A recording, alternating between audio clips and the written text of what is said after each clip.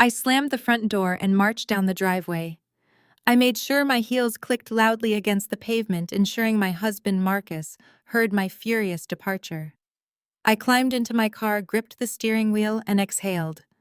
I did not start the engine. Instead, I pulled out my phone and opened the baby monitor application, connected to the hidden camera, inside my 1-year-old son Leo's stuffed bear. I quietly waited.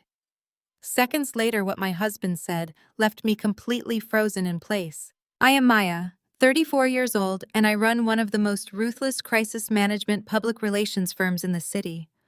I fix massive disasters for politicians and corporate executives. I control narratives for a living. Yet somehow, I had completely missed the devastating conspiracy happening right inside my own home. For the past few months, Marcus had been picking vicious fights over absolutely nothing. He would hide my car keys, gaslight me about conversations we never had, and tell our friends I was struggling with severe postpartum depression. He played the role of the exhausted but supportive husband perfectly. Today, I decided to finally test a theory. I staged a massive argument about a fictional business trip to New York and pretended to storm out. Through the glowing screen of my phone, I watched Marcus pace Leo's nursery. He did not pull out his phone to call a secret mistress. He dialed a group video call. 2 faces popped up on the monitor. One was my mother, Diane. The other was Bradley, my younger sister, Chloe's wealthy white husband.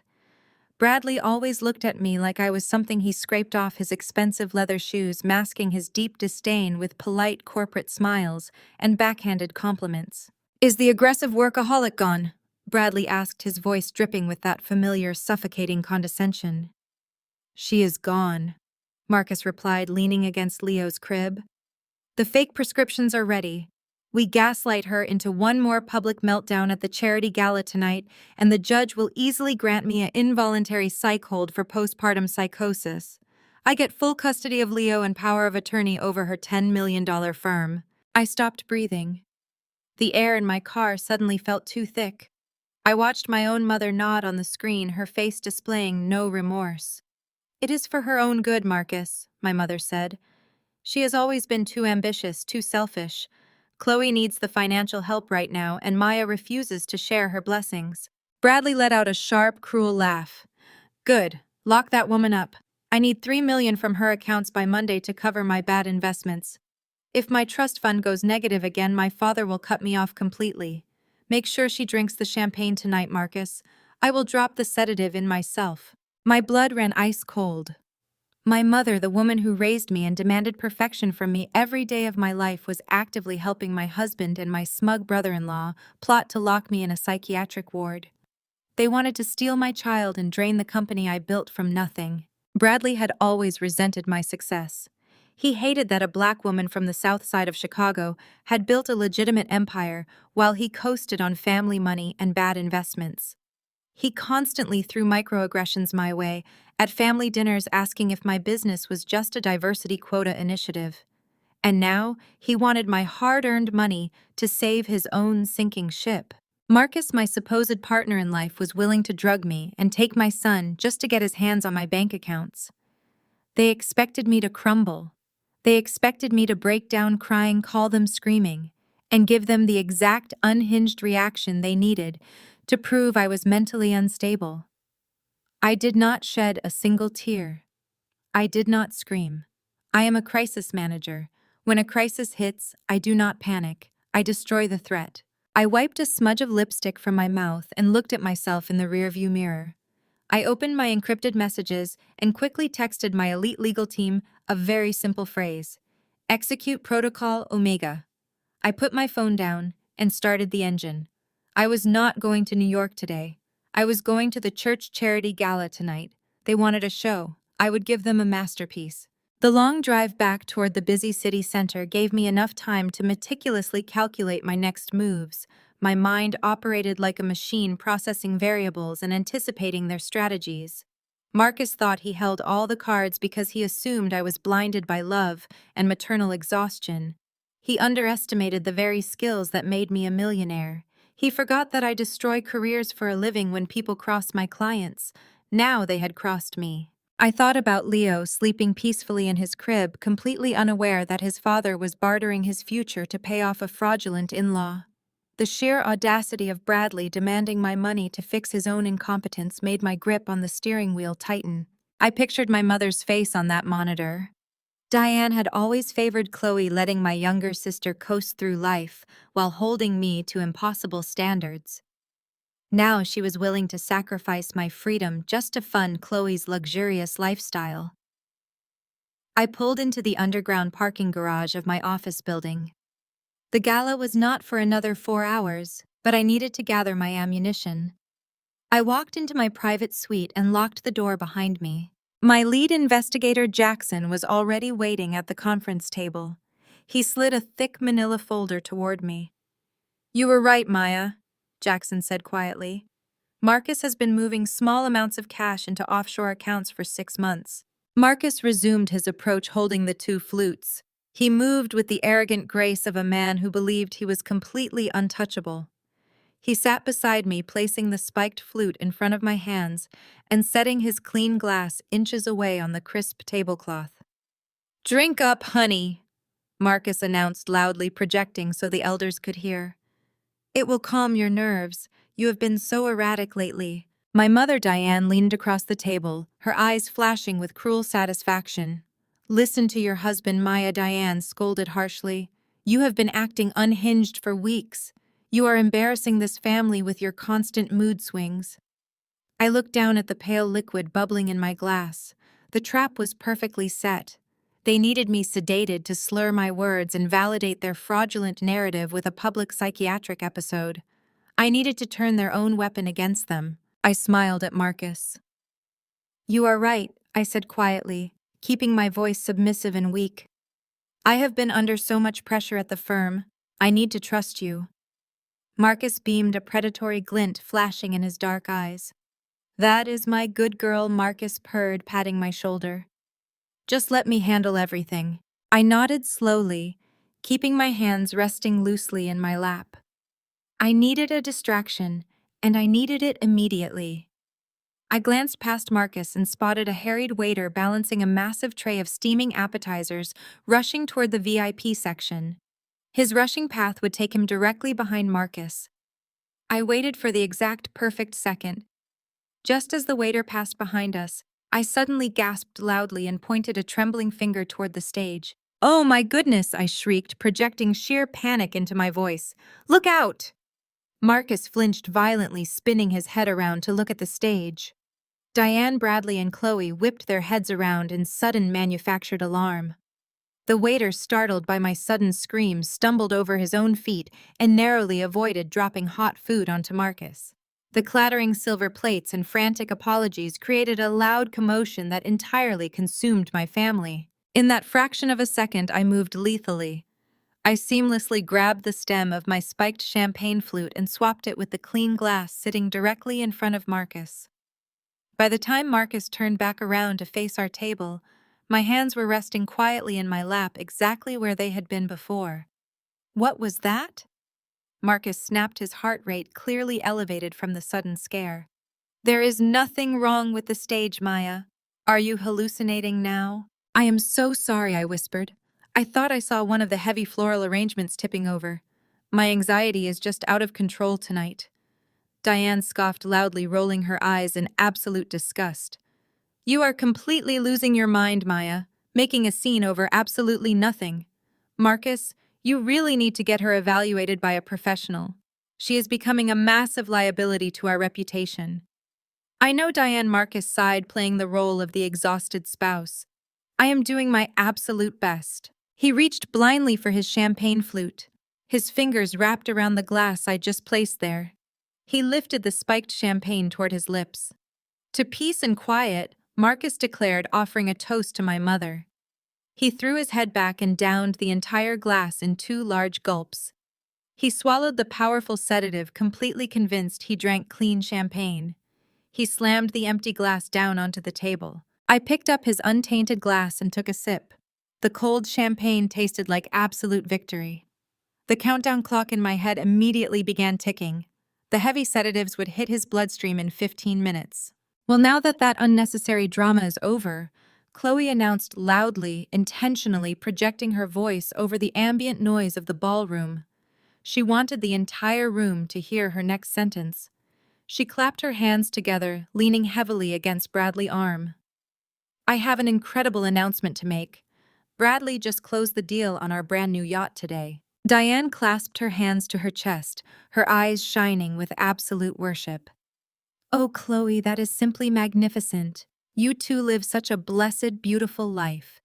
It truly is a gorgeous vessel, Bradley boasted, straightening his bow tie with a smug, self-satisfied grin. Custom Italian leather interiors, a full crew, and a private helipad.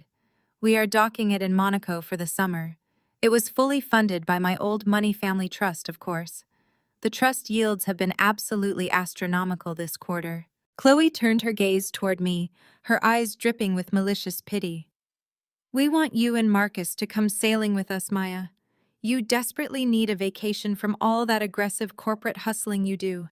It must be so exhausting working for every single penny you have.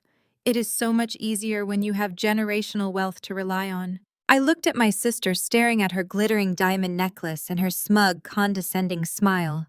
She truly believed the illusion she was projecting. She genuinely believed she married untouchable wealth, viewing my self-made millionaire status as a tacky burden. I smiled coldly, my eyes locking onto Bradley's sweating face. I knew what was hidden inside the encrypted financial files locked inside my briefcase. I knew that Bradley Family Trust had been completely empty and legally dissolved for 5 long years. I knew he was drowning in massive debt and facing severe federal wire fraud charges. I knew his imaginary yacht was a desperate, pathetic lie designed to mask his impending financial ruin. A custom yacht docked in Monaco truly sounds like an absolute dream, Chloe. I said, my voice smooth and perfectly even. But you already know what they always say about boats. They are essentially just massive holes in the water that you pour all your stolen money into. Chloe gaped at me like a fish pulled fresh from the harbor. Her manicured hand flew to the base of her throat, resting right above the diamonds I knew were cubic zirconia. Bradley stiffened so violently his champagne spilled over the rim of his glass and stained his expensive cuff. His eyes darted around the table, searching for anyone who might have heard my comment about stolen money. Marcus immediately leaned forward, trying to play the embarrassed peacemaker. He placed a heavy hand on my forearm, completely oblivious to the chemical time bomb currently circulating through his own bloodstream. He opened his mouth to scold me, but the deafening screech of microphone feedback echoed across the massive ballroom. My mother Diane stood center stage under the blinding spotlight. She tapped the silver microphone with a manicured nail, demanding absolute silence from the 500 elite guests. The room quieted instantly. Diane possessed an unnatural ability to command attention. She smoothed the front of her sequined gown and flashed a brilliant practice smile toward the VIP section. Welcome, friends and esteemed guests. Diane projected her voice echoing off the vaulted ceilings. Tonight we celebrate charity, community, and most importantly, family. A strong family is the absolute cornerstone of our society. I look at my youngest daughter, Chloe, and her wonderful husband, Bradley, and my heart simply swells with pride. They represent the perfect modern marriage. They honor our traditions. They prioritize their home over selfish pursuits. They understand the sacred duty of building a beautiful, stable life together. A polite round of applause rippled through the room. Chloe beamed, waving gracefully at the crowd like a pageant queen. Bradley puffed out his chest, soaking in the unearned admiration. Diane held up a hand, asking for silence before her expression shifted. The warm maternal smile melted away, replaced by a look of profound public disappointment. She turned her body, deliberately pointing her gaze straight toward table 42. Sadly, not everyone understands the value of a peaceful home. Diane continued, her voice dropping an octave to convey deep, theatrical sorrow. Some women lose their way. They become consumed by corporate ambition and endless greed. They sacrifice their husbands and their children on the altar of their own egos. An unstable workaholic lifestyle ruins a family. It creates a toxic, fractured environment where a husband is pushed to his absolute breaking point just trying to keep his household together. We must pray for those women. We must pray they find their sanity before they destroy everything they touch. The silence in the ballroom became heavy and suffocating. 500 pairs of eyes shifted directly toward me. Whispers erupted across the tables, buzzing like a swarm of angry hornets. Women leaned behind their hands, exchanging vicious gossip. Men shook their heads in solemn judgment. They all knew exactly who Diane was talking about. My mother was executing a public character assassination, attempting to isolate me from my entire social and professional network. She was laying the psychological groundwork to justify Marcus locking me away. I did not shrink under their collective stare. I sat perfectly straight, resting my hands comfortably on the table, and maintained an utterly serene expression. I refused to give them the satisfaction of a reaction. Bradley suddenly stood up from the VIP table and marched up the stage stairs. He took the microphone from Diane, wrapping his arm around her shoulder in a display of unified patriarchal authority. He stared directly down at me from the stage, his eyes gleaming with malicious intent. "Diane is absolutely right," Bradley announced, his voice booming through the speakers. "Strong traditional leadership is missing in too many homes today. When a wife steps out of line, when she becomes too aggressive and refuses to respect her husband, it is up to the man to tame that behavior.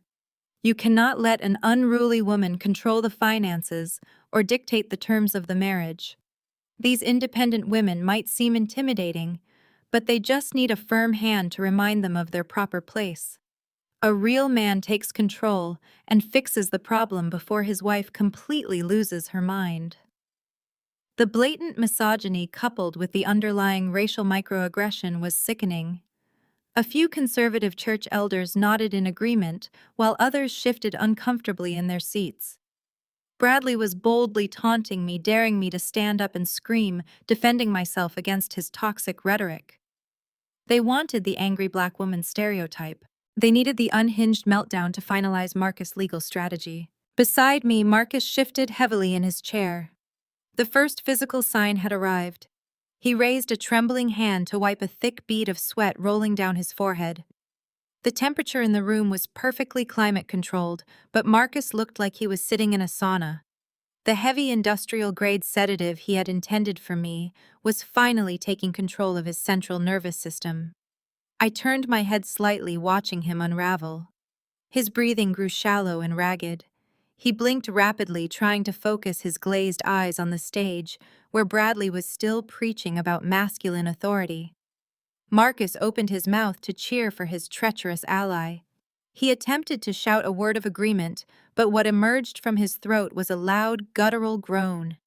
The sound was so bizarre and animalistic that the guests sitting at the adjacent tables immediately stopped whispering and stared at him in horror.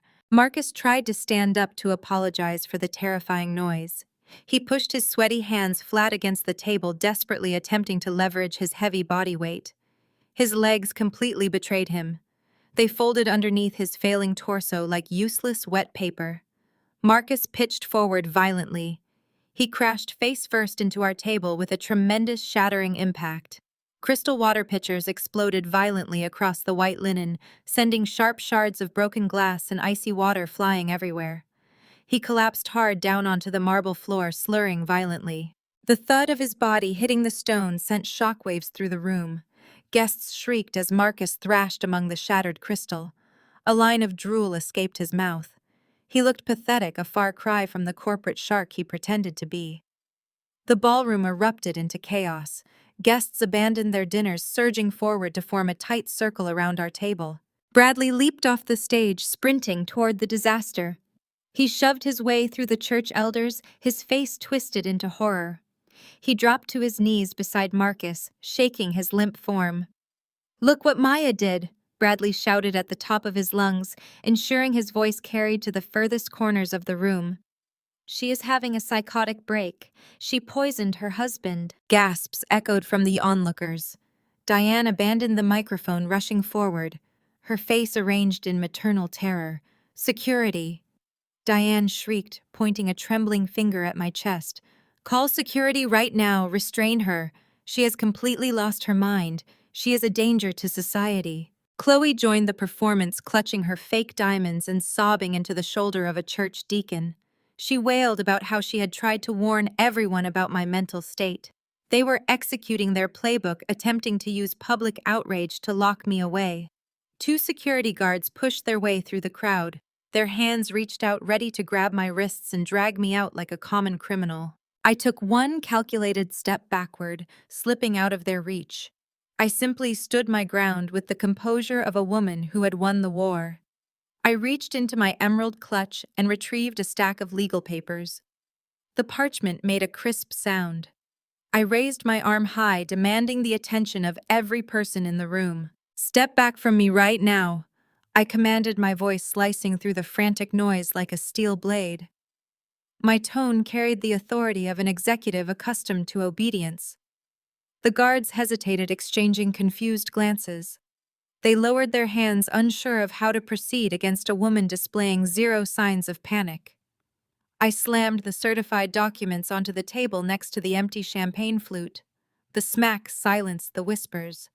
The elders leaned in, squinting at the bold lettering stamped across the front page. "I did not poison him," I announced, my voice echoing across the silent ballroom. "But here is the preemptive toxicology screening and the private investigator report proving Marcus bought illegal sedatives yesterday. He just drank his own trap." The collective gasp from the crowd was deafening. Bradley froze, his hands gripping Marcus' velvet lapels. The color drained from his face, leaving him looking like a ghost. Diane gaped in shock, her performance shattering into pieces. Chloe stopped sobbing, staring at the documents as if they were a live grenade. "What kind of insane lie is this?" Diane sputtered, struggling to regain control. "You fabricated those papers, Maya. You are desperately trying to cover up your violent crime." "Read it yourself, Mother," I offered, gesturing toward the table. "Read the affidavit from the dealer Marcus paid in cash. Review the photographs showing my husband handing over an envelope behind a motel. Examine the certified chemical analysis of the exact powder he ingested. I had my security team sweep my drinks all night.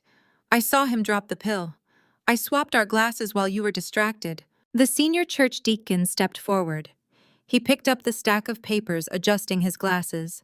He flipped through the pages, his expression growing darker. He stared at the glossy photographs of Marcus conducting his illegal transaction. He read the log of Marcus' movements over the past 48 hours. "Dear Lord," the deacon whispered, crossing himself, "it is all here, Diane. Every single word she is saying is documented and certified. The dates match perfectly.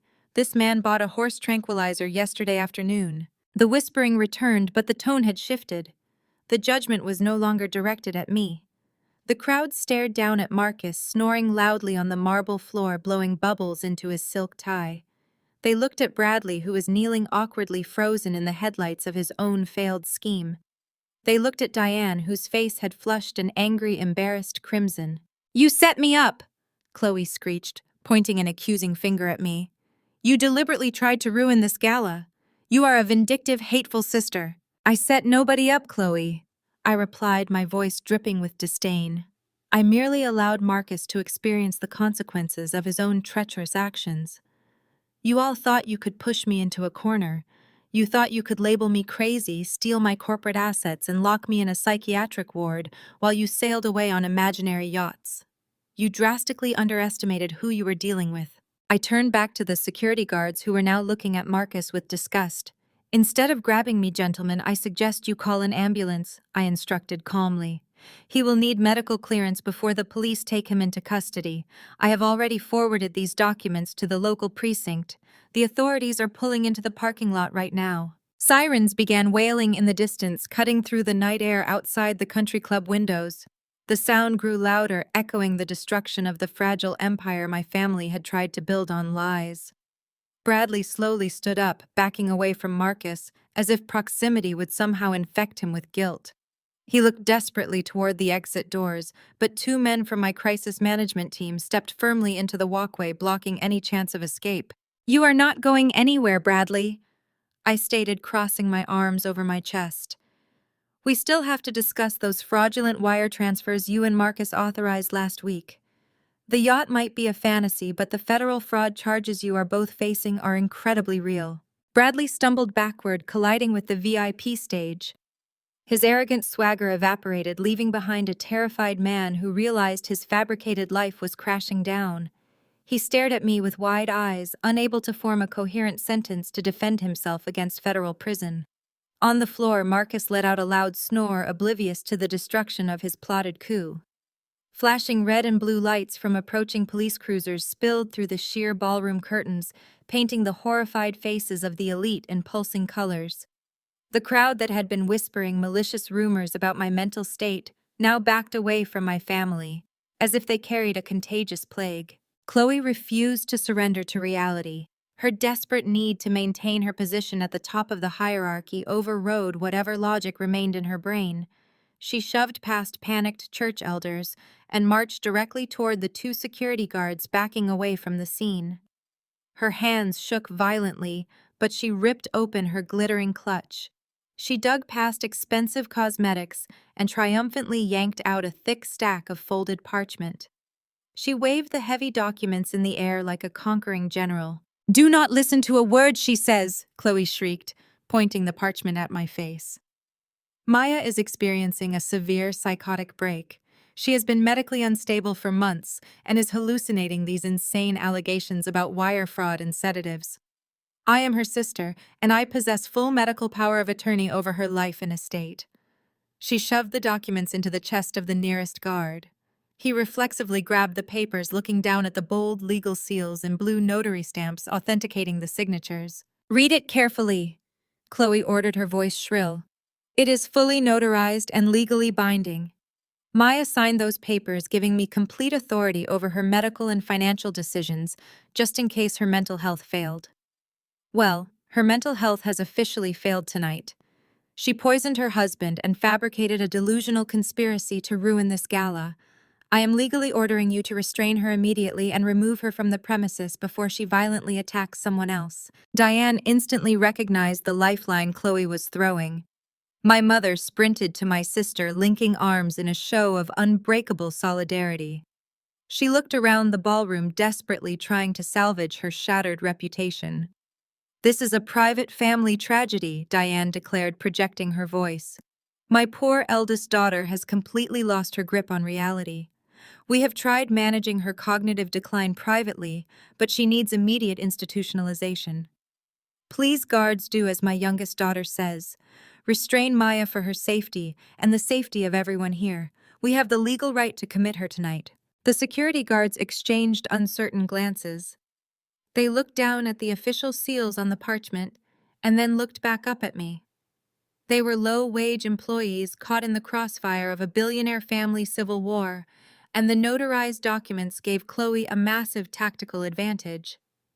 If the paperwork was legitimate, they were legally obligated to follow the directives of my medical proxy. One guard took a hesitant step toward me, reaching for his radio. I did not back away. I did not raise my hands in defense. Instead, I tilted my head back and laughed. The sound of my genuine amusement cut through the tense, suffocating atmosphere of the ballroom like a crack of thunder. My laughter was not manic or hysterical. It was the cold, calculated sound of a predator watching its prey step willingly into a deadly trap. The church elders stared at me in stunned silence. Diane recoiled, as if I had physically struck her. Chloe lowered her pointing finger, her triumphant smirk faltering slightly as uncertainty began to creep into her eyes. "You find this funny?" Chloe demanded, her voice wavering under the weight of my absolute calm. "You are going to be locked in a padded room by midnight, and you are standing there laughing." I stopped laughing and fixed her with a stare so icy it could have frozen the ocean. "I am laughing, Chloe, because your sheer, unadulterated stupidity never fails to absolutely astound me," I replied, taking a slow, deliberate step toward her.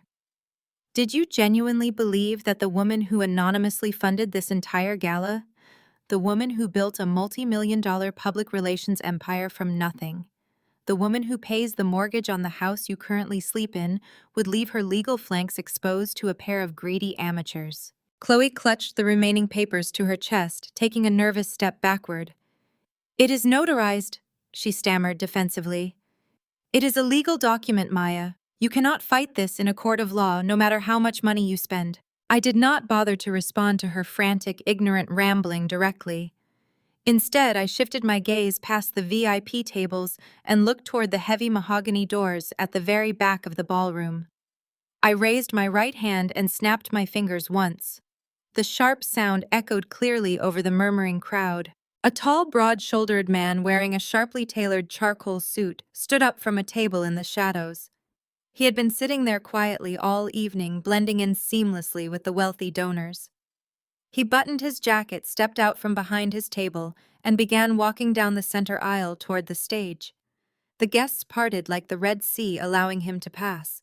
He radiated an intense, terrifying authority. He reached into his jacket pocket and pulled out a leather wallet, flipping it open to reveal a shining silver badge. "Chloe," I said, my voice dropping to a lethal whisper that commanded the entire room. "Did you really think I would not check my own legal files? That notary you paid $5,000 to forge my signature. He is an undercover federal agent I hired to audit my company's security." The federal agent stepped fully into the light, illuminating his gold shield.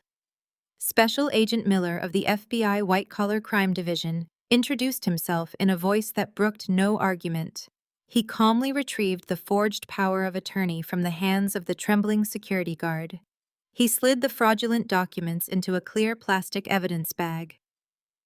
Forging a legal document to seize control of a corporate entity and its assets constitutes a federal offense, Agent Miller declared, staring directly at my sister. "Your notary was wearing a wire, Chloe. We have audio and video recordings of you handing him the cash." Chloe staggered backward as if struck by a physical blow. The cubic zirconia necklace around her throat seemed to choke her as she gasped for air. She looked wildly toward our mother for salvation, but Diane was already retreating. The woman who prized social status above all else was physically shrinking, attempting to blend into the shadows of the stage. She wanted no part of federal forgery charges. Bradley, however, reacted entirely differently. The cornered animal instinct took over his brain, completely short-circuiting any remaining rational thought. He lunged forward, closing the distance between us until he was inches from my face. His breath smelled of stale champagne and desperation. His face twisted into a mask of pure, unadulterated rage. He pointed a trembling finger directly between my eyes. "You are a liar and a manipulator," Bradley spat, his voice echoing through the silent ballroom. "You think you can just bring fake agents into a private country club and frame my wife? You are nothing but an ungrateful little upstart who got lucky in the market. I will have you arrested right now. I know the police commissioner. I know the mayor. I play golf with the men who own the banks holding your corporate loans." I did not blink. I did not move. I let him hang himself with his own arrogant rope. "You do not know who you are messing with?" "Maya." Bradley bellowed, his face turning an ugly shade of purple. "I will ruin you. I will make sure your company is investigated until you are bankrupt. I will pull every string I have to ensure you never work in this city again. You are done." His threats hung in the stagnant air of the ballroom. The church elders who had nodded along with his misogynistic speech earlier now watched him with growing unease. The mask of the polished, wealthy patriarch had slipped, completely revealing the desperate, frantic con artist beneath. "Are you quite finished, Bradley?" I asked, my voice perfectly level. He opened his mouth to shout another threat, but I turned away from him entirely. I looked up toward the glass-enclosed audiovisual booth positioned at the very back of the ballroom. My head of corporate security, David, was standing next to the club technician. David gave me a single sharp nod. I raised my hand and gave him the signal. The massive motorized projector screens positioned behind the VIP stage hummed to life. They descended slowly, unrolling like executioner's scrolls. The ballroom lights dimmed automatically, plunging the crowd into darkness, while the bright glow of the projectors illuminated the room. A collective gasp ripped through the audience. Displayed on the 40-foot screens in crisp, high-definition resolution were the official legal filings from the United States Bankruptcy Court. The name Bradley Thomas Kensington was printed in bold black letters right at the top. Beneath his name was the undeniable proof of his financial ruin. Chapter 11. Bankruptcy. A listed deficit of over $14 million. Zero liquid assets. A sprawling list of unpaid creditors spanning 3 different states. But the bankruptcy was only the first slide. The screen flashed seamlessly to the next document. This one featured the seal of the Department of Justice. It was a massive 60-page federal indictment detailing an extensive wire fraud conspiracy. The diagrams mapped out a complex network of shell companies registered in Delaware and the Cayman Islands, all leading directly back to Bradley. The silence in the ballroom shattered. Complete pandemonium erupted. Guests shoved their way closer to the stage, pointing at the screens in horror. The wealthy elite who had spent the last decade inviting Bradley to their yachts and vacation homes suddenly realized they had been socializing with a penniless fraudster. The whispers turned into furious shouts. I walked over to the podium and picked up the microphone Diane had abandoned. I tapped it once to ensure it was live. The sharp thud echoed over the speakers, immediately commanding the attention of the frantic crowd. Bradley stepped back, his eyes darting frantically between the glowing screens and the furious faces of the guests. He looked like a man watching the ground crumble beneath his expensive Italian loafers. The prominent men who had praised his patriarchal speech minutes ago were now glaring at him with pure hatred. He tried to speak, but only a pathetic croak escaped his lips. "Your threats about banking connections are fascinating, Bradley," I said, my voice projecting powerfully through the ballroom speakers. "Especially considering the banks you claim to control are currently preparing to seize your leased sports cars and the heavily mortgaged house you share with my sister. You cannot ruin my company because you do not possess a single ounce of real power. You are nothing but a parasite dressed in a rented tuxedo." I turned my gaze toward the center of the room, specifically targeting a group of wealthy philanthropists sitting near the front. These were the men Bradley had spent all evening flattering and courting for his supposed charity foundation. "Bradley's so-called old money is actually a massive Ponzi scheme," I announced, driving the final nail into his coffin. "And to the 3 investors sitting at table 4 today, he used your charity donations to pay off his personal crypto debts this morning. The FBI agents are waiting outside now." A sharp, explosive sting suddenly erupted across my left cheek. The loud crack of skin against skin echoed through the microphone still gripped firmly in my right hand. Diane stood directly in front of me, breathing heavily. Her glittering sequined gown heaved with each furious, panicked breath. Her perfectly manicured hand hovered in the air, stinging from the sheer force of the blow she had just delivered. The surrounding crowd gasped in collective shock. "How dare you destroy the husband of your sister?" Diane shrieked, her voice trembling with absolute venom. "You have always been a jealous, bitter failure. You could never stand seeing Chloe happy. You are ruining the reputation of our family. You are destroying everything we have ever built." I did not flinch. I did not raise a hand to soothe my stinging cheek. I stood perfectly still, letting the bright red mark blossom on my skin for every smartphone camera in the room to capture. I slowly lifted the microphone back to my mouth and looked directly into the eyes of my mother.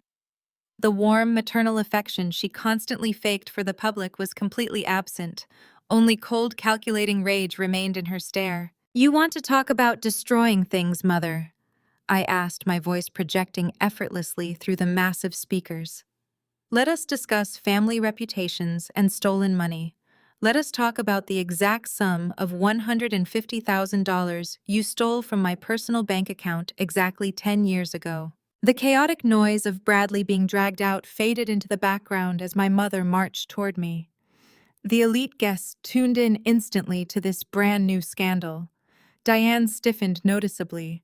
Her eyes darted nervously toward the church elders, who were now watching her with intense, unforgiving scrutiny. I worked 3 exhausting jobs during high school. I continued, keeping my gaze locked firmly on hers. Grandma left me a dedicated college trust fund. I saved every single penny to pay for my university tuition. But when I went to pay my very first semester bill, The account was completely empty. You drained it, Diane. You forged my signature as a joint owner and transferred every single dollar to a private offshore account. You stole my entire future to fund the lavish destination wedding of Chloe to that penniless criminal currently sitting in the back of a federal cruiser.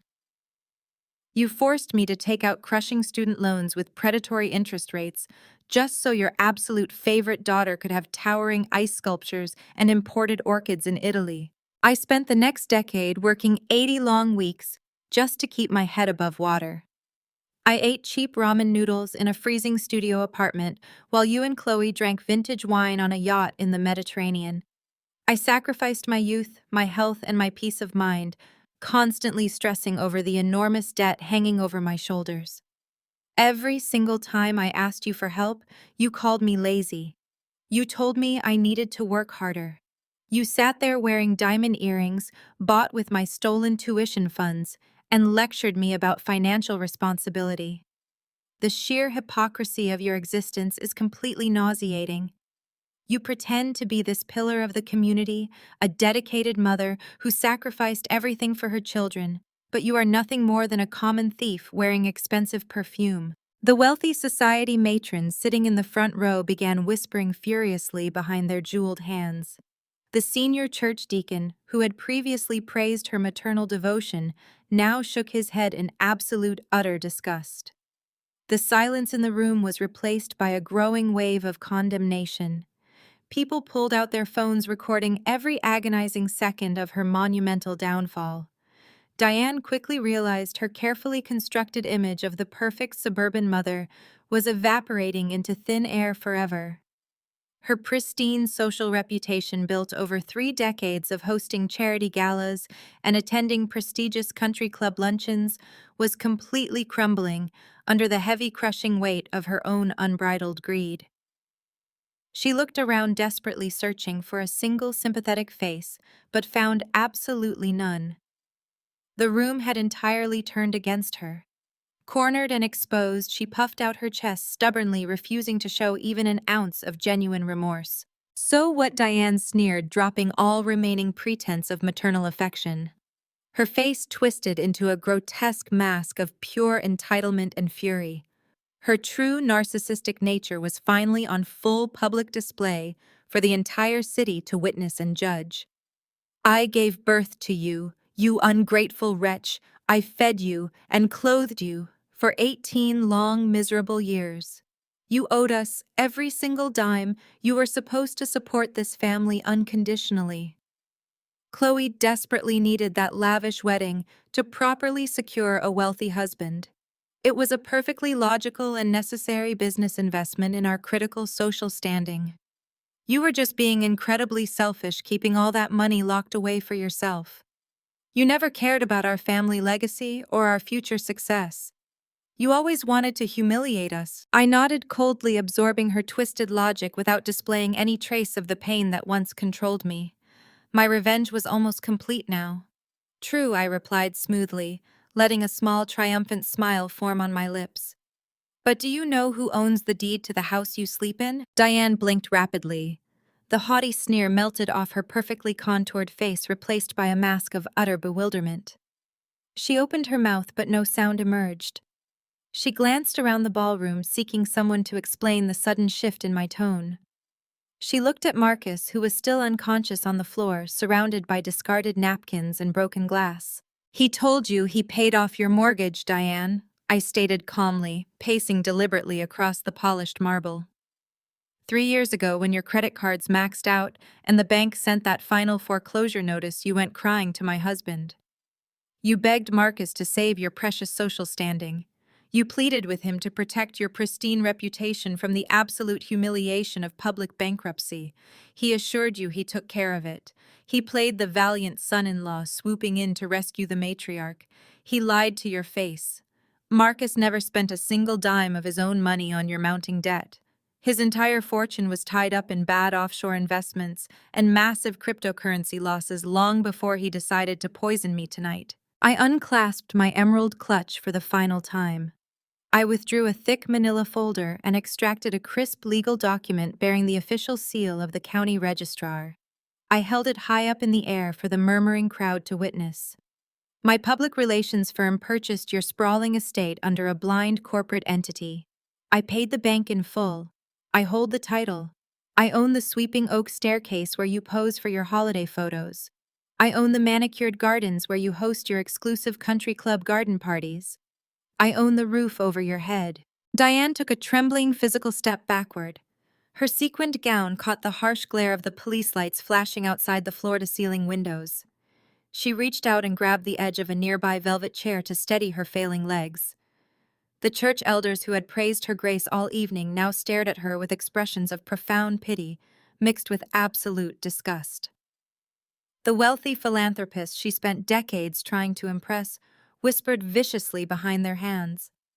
Her entire life was built on a fragile foundation of unpaid bills and stolen college funds. She had nothing left to hide behind. I did not stop there.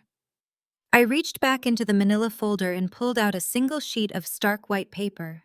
The bright red lettering printed across the top was impossible to miss. I extended my right arm, handing the rigid document directly to my mother. She stared at the paper without reaching out, her eyes wide with terror. The document hovered in the air between us, a physical manifestation of her impending financial ruin. "Take it, Diane," I commanded, my voice echoing loudly off the vaulted ceilings. "It is a formal 30-day eviction notice. You have exactly 1 month to pack your designer bags and vacate my property completely." A heavy, suffocating silence blanketed the massive ballroom. 500 elite guests held their collective breath. The church congregation watched their esteemed leader crumble into fine dust.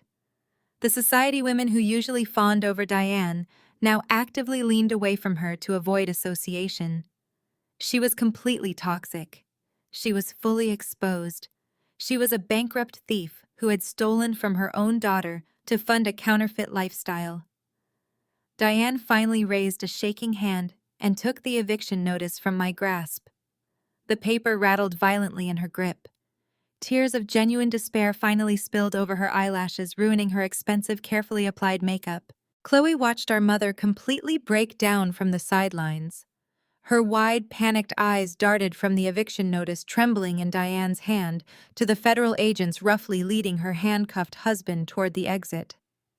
The devastating reality of her situation crashed down upon her like a heavy iron anvil. The lavish Italian wedding she bragged about constantly was funded by stolen tuition money. The beautiful mansion she lived in rent-free was legally owned by the older sister she deeply despised. The billionaire husband she worshipped and flaunted was actually a broke federal criminal facing decades in federal prison. Chloe was suddenly left with absolutely nothing but the cubic zirconia necklace around her throat. Survival instinct overrode her marital loyalty in a split second. She scrambled up the carpeted steps, tripping over the hem of her custom designer gown, until she stood mere inches from my podium. Her face contorted into a pathetic mask of manufactured innocence. She reached out and grabbed my forearm with perfectly manicured fingers, digging her sharp acrylic nails into my skin. "Maya, please," Chloe begged, her voice echoing through the silent ballroom. "You have to believe me. He lied to me every single day. I am a victim here just like you. We are sisters, Maya. We share the exact same blood. You cannot just let me be thrown out into the cold streets with absolutely nothing. You have all this money now. You own the public relations firm and you own Mother's house.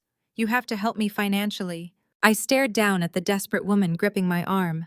The sheer audacity of her request was genuinely breathtaking.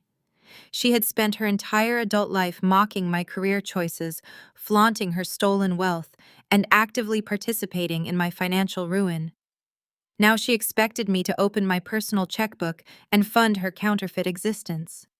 I slowly reached down and peeled her fingers off my arm one by one, dropping her hand as if it were coated in toxic venom.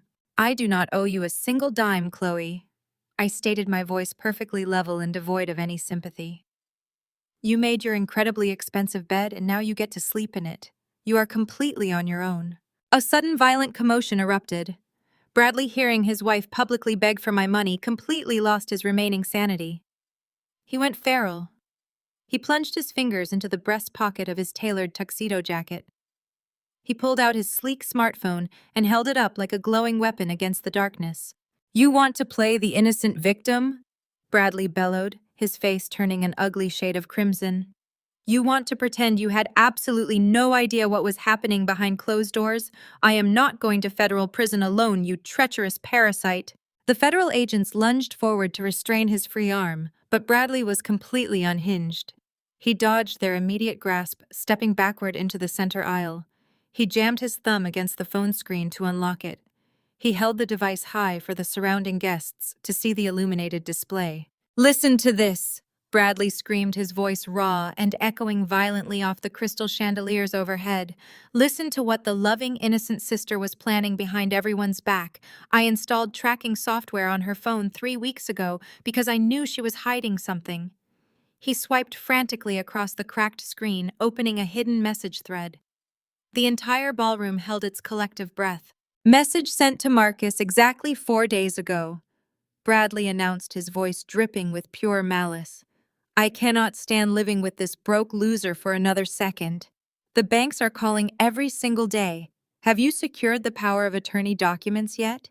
Chloe let out a blood-curdling shriek. She lunged off the stage, sprinting toward Bradley with her hands outstretched like claws, attempting to snatch the phone away. 2 burly security guards immediately intercepted her, grabbing her by the waist and dragging her backward. She thrashed wildly, kicking her expensive heels against their shins.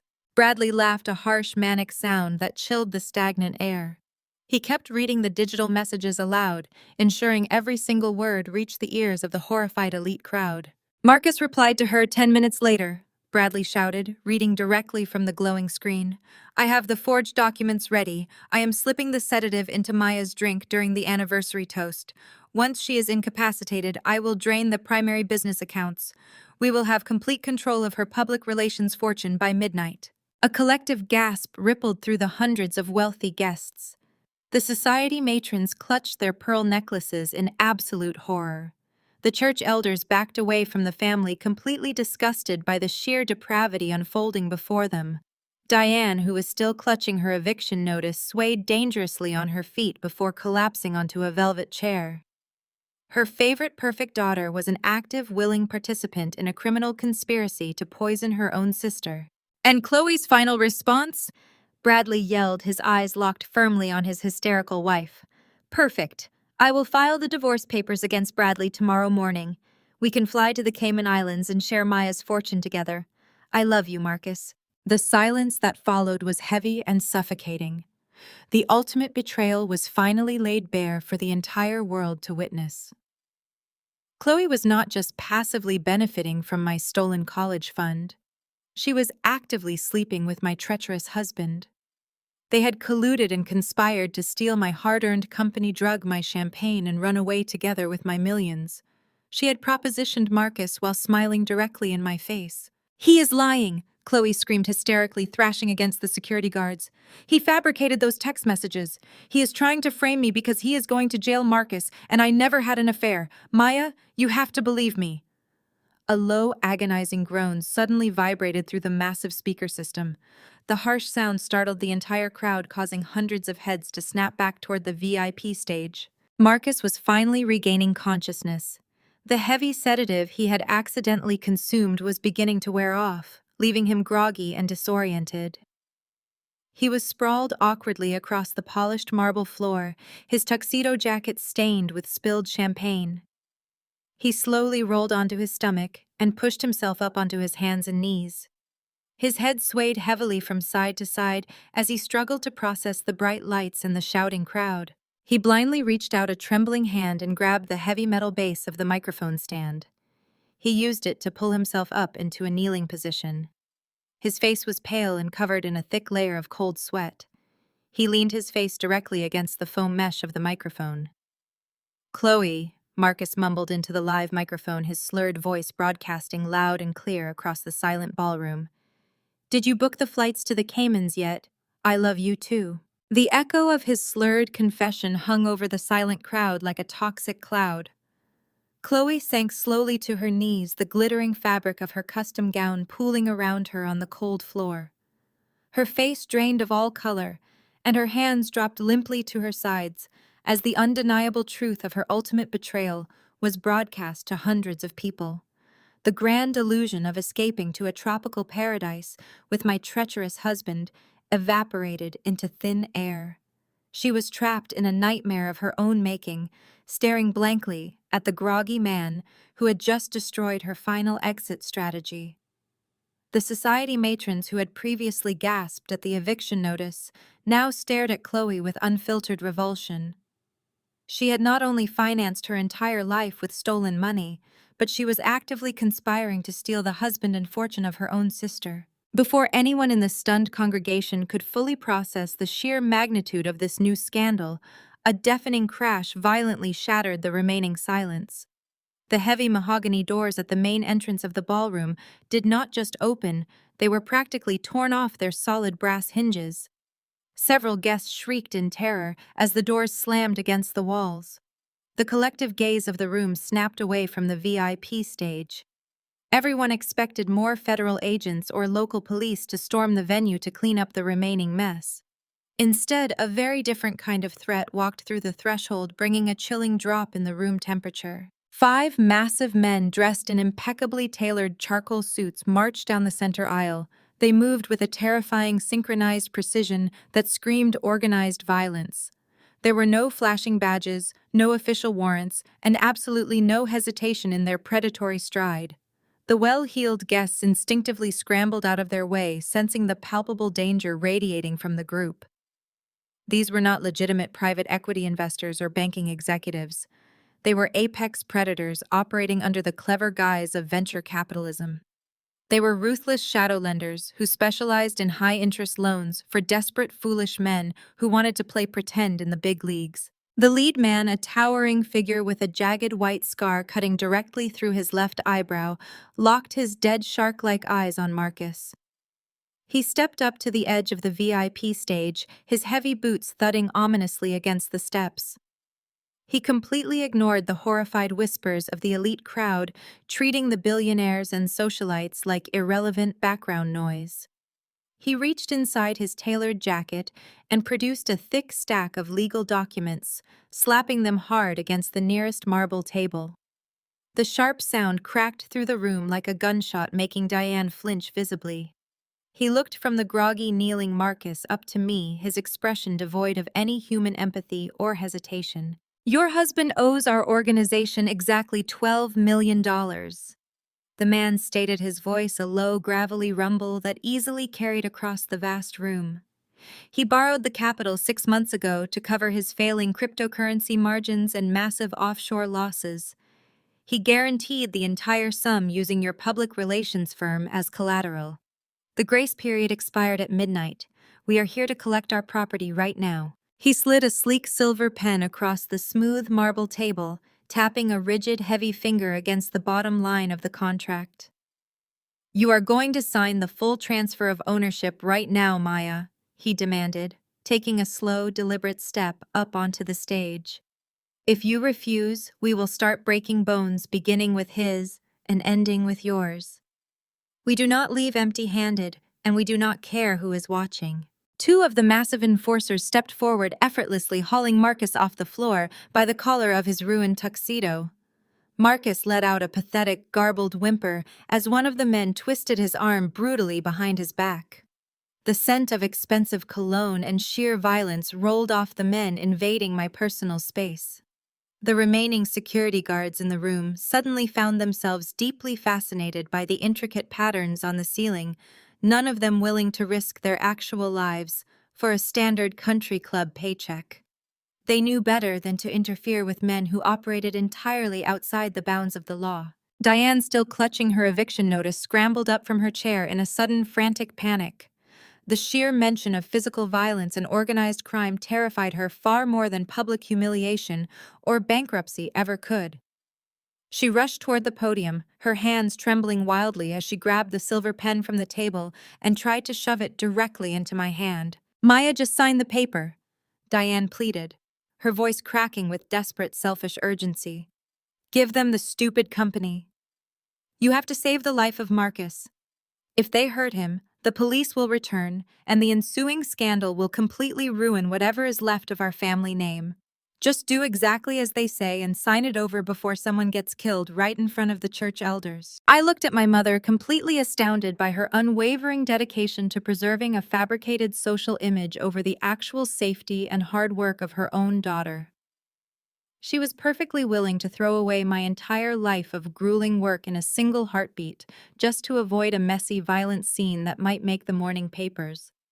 She did not care that Marcus had maliciously poisoned me, or that he was actively sleeping with her favorite daughter. She only cared about the optics of blood on a ballroom floor. I gently pushed her violently shaking hand away, letting the expensive silver pen clatter uselessly to the floor. It rolled off the stage and vanished into the shadows. I turned my attention back to the imposing man threatening my life. I calmly reached over to the podium and picked up a fresh crystal flute of vintage champagne that had been abandoned earlier in the evening. I took a slow, deliberate sip, savoring the crisp, dry taste as the bubbles danced on my tongue. I locked eyes with the menacing debt collector, completely unfazed by his towering presence or his brutal threats. "I cannot sign anything over to you," I said, my voice cutting through the heavy tension like a finely sharpened blade. "Because as of 8 o'clock this morning, I formally filed the paperwork to legally dissolve my marriage to that pathetic traitor you are holding. Furthermore, I transferred 100% of my company assets, intellectual property, and real estate holdings into an untouchable blind offshore trust located in the Cook Islands. Marcus has absolutely zero legal claim to my firm, and your fraudulent collateral documents are completely worthless." The towering man with the jagged scar froze. His cold eyes darted from my face to the trembling piece of paper in his hand. He slowly lowered the forged contract. The realization hit him like a physical blow. Marcus had brazenly lied to a syndicate of ruthless shadow lenders. He had pledged a multi-million-dollar public relations firm as collateral without possessing a single shred of actual legal ownership.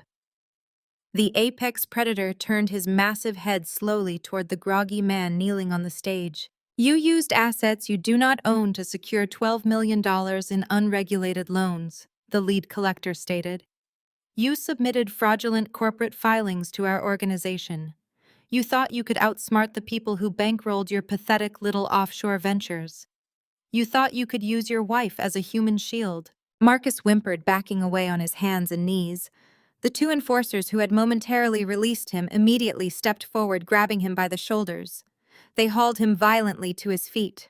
The lead collector snapped his fingers, pointing directly at my former brother-in-law. "Bring that one over here, too," the man commanded, pointing at Bradley. "He owes us another $4 million from that miserable crypto collapse last month." They marched down the aisle, grabbed Bradley by his collar, and dragged him back toward the VIP stage. The two men responsible for tearing my family apart were now standing side by side, facing the violent consequences of their own unbridled greed. Marcus frantically turned his desperate gaze toward me. The heavy sedative still clouded his eyes, but pure animalistic panic cut through the haze. He lunged forward, straining against the massive hands gripping his shoulders. He looked absolutely pathetic. The polished, wealthy executive facade was completely gone. "Maya, you have the money," Marcus begged, his voice cracking loudly over the microphone still resting on the floor near his feet. "You just said you bought Diane out of foreclosure. You have millions sitting in that offshore trust. You have to pay them off right now. They are going to kill me, Maya. They will snap my legs and throw me in the river. You cannot just stand there and watch them murder me." I adjusted the cuffs of my tailored blazer, smoothing out a microscopic wrinkle. I did not move a single inch toward him. "Your debts are your own problem, Marcus," I replied, my tone remarkably flat. "I suggest you ask Chloe to liquidate her designer shoe collection." Marcus yanked his arm hard, trying to free himself. He immediately pivoted to the only weapon he had left in his pathetic arsenal. He finally decided to use our innocent son as a human shield. "If they kill me, Leo will not have a father," Marcus screamed, spitting the words out with vicious, desperate venom. He weaponized the name of our 4-year-old boy without a second of hesitation. "Think about your own son, Maya. Do you want him growing up knowing his mother let his father be beaten to death by loan sharks? You are an unfit mother if you let this happen. You have to wire them the money right now for the sake of our child. The society matrons in the front row gasped at the mention of little Leo. Marcus expected me to crumble. He expected maternal guilt to override my sense of self-preservation. He truly believed he could abuse me, steal from me, and then demand I save his miserable life just because we shared a child. He severely underestimated the woman standing before him. I took another slow sip of my vintage champagne.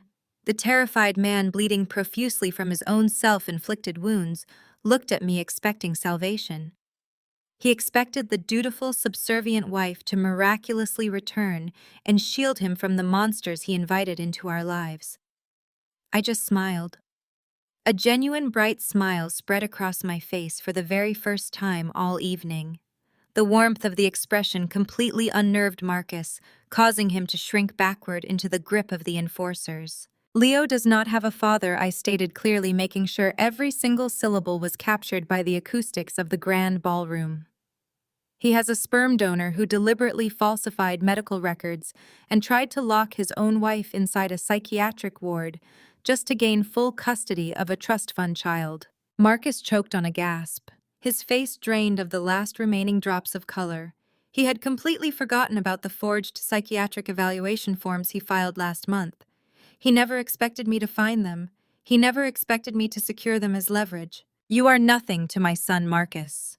I continued, stepping right up to the edge of the stage until I was looking directly down into his terrified eyes. You are a biological technicality that I have permanently erased from our lives. You signed away your parental rights yesterday afternoon, thinking you were signing the final acquisition papers for the public relations firm. You did not even bother to read the contract because you were too busy planning your tropical getaway with my treacherous sister. You have no money, you have no company, you have no wife, you have no son, you have absolutely nothing left to leverage. I turned my back on the pathetic, sobbing man. The debt collectors yanked him backward, violently pulling him down the carpeted stairs. I ignored the chaotic sounds of Marcus and Bradley begging for their lives as the massive men dragged them relentlessly toward the exit doors. I looked up toward the glass-enclosed audio-visual booth, positioned at the very back of the room. My head of security, David, stood waiting patiently. I raised my right hand and signaled the AV tech one last time. David caught my gesture instantly. He tapped a single flashing button on his digital mixing console. The classical music softly playing in the background was abruptly severed. It was replaced by a sharp burst of static that commanded the attention of every person remaining in the grand ballroom. A heavy rhythmic tapping echoed through the massive surround sound speakers, followed by the unmistakable sound of a lighter flicking and a heavy sigh. Then a booming voice descended from the vaulted ceiling. It was Marcus, his recorded tone completely devoid of the feral panic he was currently exhibiting while being dragged away by the Shadowlenders. The liquid sedative is untraceable, the recorded Marcus stated calmly, his voice vibrating through the space. It mimics the exact symptoms of a severe nervous breakdown. I will slip it into her champagne right before the anniversary toast. By the time the ambulance arrives, Maya will be completely incoherent, hallucinating, and violently thrashing. No one will question her mental state. The crowd froze in horror. Bradley's voice chimed in next, dripping with arrogant satisfaction. Just make sure you get her erratic behavior on video. We need undeniable visual proof for the emergency psychiatric hold. My contacts at the private mental health facility are standing by. They will keep her heavily medicated and locked inside the isolation ward for at least a full month. That gives us plenty of uninterrupted time to execute the hostile corporate takeover and drain her personal accounts. Then came the final voice. Diane. Her recorded tone was chillingly pragmatic, utterly lacking any maternal warmth. Just make sure the power of attorney documents are officially filed before the stock market opens on Monday morning, Diane's recorded voice instructed smoothly. I want her public relations firm liquidated immediately. We split the proceeds 3 ways. Marcus pays off his ridiculous loans, Bradley covers his massive cryptocurrency mess, and I keep the remaining millions to maintain this estate and my lifestyle. A long, heavily sedated rest in a padded room is exactly what she needs. 500 elite guests stood in absolute paralyzed shock. The audio file was crystal clear, captured flawlessly by the hidden baby monitor I had planted in my mother's private study weeks ago. The sheer brutality of their casual conversation hung over the room like a suffocating blanket. They were actively plotting to destroy a woman's mind, steal her hard-earned fortune, and lock her away in a mental institution, all while sipping afternoon tea. A collective gasp finally ripped through the ballroom. The velvet rope of social hierarchy snapped instantly and violently. The church elders who had spent decades worshiping Diane as a paragon of virtue and Christian charity turned toward her with expressions of profound disgust. Pastor Thomas, who had personally baptized Chloe, took a physical step backward, raising a trembling hand to his mouth. Diane shrank violently under the crushing weight of 500 judgmental stares. The wealthy philanthropists she had spent her entire adult life desperately trying to impress were now actively whispering viciously behind their hands. The society women who usually fawned over her designer dresses now looked at her like she was a diseased animal. She was completely and permanently exposed. She was not a victim of circumstance or a misunderstood mother. She was a calculated, cold-blooded monster who had orchestrated the psychological torture and total financial ruin of her own flesh and blood. Her meticulously crafted reputation evaporated into fine dust. No amount of expensive pearls or forced polite smiles could ever repair the catastrophic damage. She would be permanently blacklisted from every exclusive country club, forcefully removed from every charity board, and utterly shunned by every socialite in the state. Diane slowly sank to her knees, mirroring the pathetic, ruined posture of her weeping daughter. The grand matriarch was finally broken, crushed into nothingness, beneath the undeniable truth of her own recorded words. The audio recording looped, playing the damning conversation a second time. The relentless repetition hammered the final iron nails into their respective social coffins.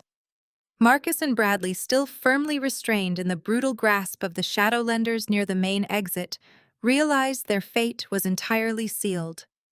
Not only were they facing the immediate physical wrath of a violent criminal syndicate, but they were now publicly exposed conspirators in a massive felony fraud and attempted kidnapping scheme. There was absolutely no talking their way out of this disaster. There were no more clever lies to spin or fake tears to shed. The elite guests pulled their expensive smartphones from their evening bags, recording the audio broadcast, texting their powerful lawyers, and spreading the juicy scandal across the city before the night was even over. I stood tall at the podium watching the absolute destruction of the people who had maliciously tried to destroy me. The vengeance was thorough, absolute, and flawlessly executed. I did not feel a single shred of guilt. They had built a fragile house of cards on a deep foundation of my stolen money and manipulated affection. I had simply provided the gentle breeze required to knock it all down. The second loop of the audio recording finally clicked off, leaving a ringing, heavy silence in its wake. The only sound remaining in the massive room was the ragged, hysterical breathing of Chloe and Diane, sobbing uncontrollably on the floor. I slowly stepped away from the podium, smoothing the front of my sleek evening gown. The performance was over. The ugly truth was out. The trap had been sprung with absolute perfection. Then a new sound pierced the heavy, stagnant atmosphere. It started as a distant, high-pitched wail, rapidly growing louder and infinitely more urgent. The piercing shriek of approaching sirens cut sharply through the cold, dark night air. The heavy mahogany doors remained propped wide open by the loan sharks, providing a clear view of the country club's grand circular driveway. Brilliant, frantic flashes of red and blue light suddenly flooded the manicured lawn, illuminating the grand stained glass windows. Dozens of heavily armed federal agents and local police officers surged through the grand entrance, their heavy tactical boots thundering against the pristine marble floors. The chaotic energy they brought instantly overpowered the lingering, suffocating tension left behind by the departed shadowlenders. Those ruthless debt collectors, possessing an uncanny instinct for self-preservation, had practically evaporated into the shadows the second the approaching sirens became audible. They vanished through the service corridors, leaving Marcus and Bradley trembling on the floor. The heavily armored tactical teams fanned out rapidly across the expansive ballroom with terrifying practiced efficiency. They did not even glance in my direction. I stood perfectly still behind the clear acrylic podium, silently watching the orchestrated raid unfold exactly as I had meticulously planned it, with the authorities weeks in advance. The lead FBI agent, a tall woman with a completely uncompromising expression, marched straight down the center aisle. She bypassed the shrinking socialites and ignored the gasping church elders. Her target was exclusively Bradley. He was attempting to crawl backward toward the velvet curtains. His expensive tuxedo ruined his face, a mask of pathetic desperation. Two agents grabbed him by his shoulders and hauled him forcefully to his feet, pinning his arms behind his back. Bradley began screaming instantly, spouting furious threats about his high-priced corporate lawyers and his extensive political connections. He demanded to know who authorized this ridiculous intrusion. The lead agent remained completely unfazed by his wealthy entitlement. She pulled a folded warrant from her tactical vest and shoved it directly into his flushed face. She informed him in a booming voice that he was being placed under immediate arrest for multiple counts of aggravated wire fraud, massive corporate embezzlement, and international money laundering. She detailed how his offshore cryptocurrency accounts had been seized and frozen by federal authorities just 20 minutes prior. Bradley went entirely limp in their grasp as the devastating reality of his total financial annihilation finally pierced his arrogance. He was not just broke, he was going to a federal penitentiary for a very long time. Chloe watched her fraudulent billionaire husband being read his Miranda rights from her pathetic position on the floor. She did not offer a single word of support. She just stared at the handcuffs clicking tightly around his wrists, mourning the permanent loss of her private jets and designer shopping sprees. Her counterfeit empire was reduced to absolutely nothing, leaving her with a terrifying future completely devoid of the limitless luxury she so desperately craved. Simultaneously, a squad of local police detectives descended upon Marcus. He was still kneeling near the edge of the stage, shivering uncontrollably from the remnants of the sedative and the sheer terror of his impending doom. A burly detective grabbed Marcus by his collar, dragging him upright with zero gentleness. Marcus immediately started crying, fat tears rolling down his pale, sweaty cheeks. He pleaded with the officers, claiming the audio recording was a deep fake, insisting that he was a respected businessman who would never hurt his own wife. The detective scoffed, spinning Marcus around and slamming him face first against the nearest marble pillar. The sound of his nose hitting the stone was incredibly satisfying. The detective loudly declared that Marcus was under arrest for attempted medical fraud, criminal conspiracy, to commit bodily harm and reckless endangerment. The officers had already secured the forged power of attorney documents from his office safe earlier that afternoon. They also had the exact vial of liquid sedative he had purchased on the black market recovered directly from his personal vehicle parked outside the country club. The physical evidence was completely insurmountable. Marcus sobbed hysterically as the cold steel handcuffs locked around his wrists, begging me to call my corporate attorneys to bail him out. I simply raised my champagne flute in a silent, mocking toast to his utter destruction. The entire ballroom was a symphony of chaos, flashing lights and clicking handcuffs. The elite crowd was pressed against the far walls, completely horrified by the arrests, but entirely unable to look away from the scandalous spectacle. Then Diane completely lost her mind. The impending loss of her social standing and the sight of her precious compliant son-in-law being hauled away like a common street thug shattered her fragile grip on reality. She could not comprehend that her pristine, manicured world was being aggressively dismantled by law enforcement. Diane scrambled up from the floor, her expensive gown torn and her carefully styled hair flying wildly around her face. She let out a guttural, furious scream and threw herself directly into the path of the detectives escorting Marcus toward the exit. She spread her arms wide, physically blocking the heavy wooden doors. She demanded that they release him immediately, weaponizing her elite social status and screaming about how much money she donated to the police benevolent fund every year. She threatened to have every single officer fired, demoted, and ruined. The burly detective calmly ordered her to step aside and cease interfering with an active criminal investigation. Diane completely ignored the lawful warning. She was absolutely blinded by her own delusional privilege.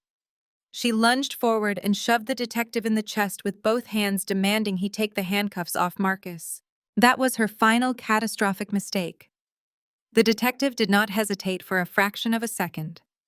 He swiftly grabbed Diane by the forearm, twisting her around with practiced, effortless authority.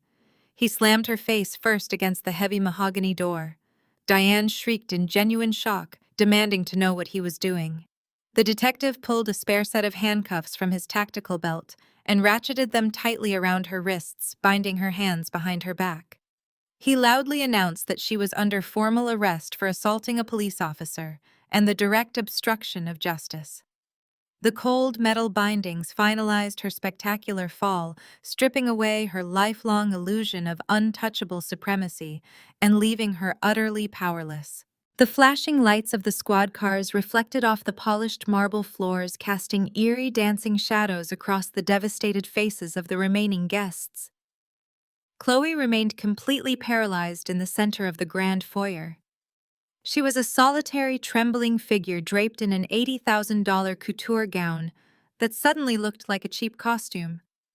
The heavy mahogany doors swung shut behind the departing detectives, leaving an oppressive silence in their wake. Chloe slowly pivoted, her wide, panicked eyes desperately searching the crowd for a single sympathetic face.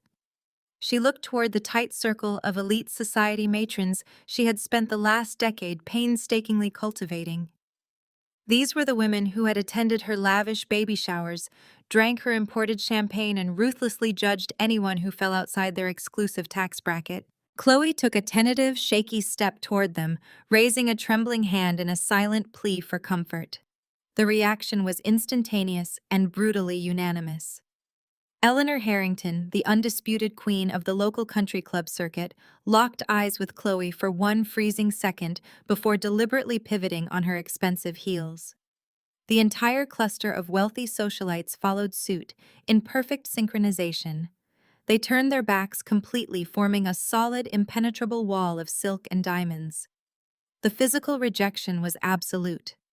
Chloe gasped, stumbling backward as if she had been slapped. The social hierarchy she had ruthlessly clawed her way to the top of had just violently expelled her. She was no longer the envied billionaire's wife.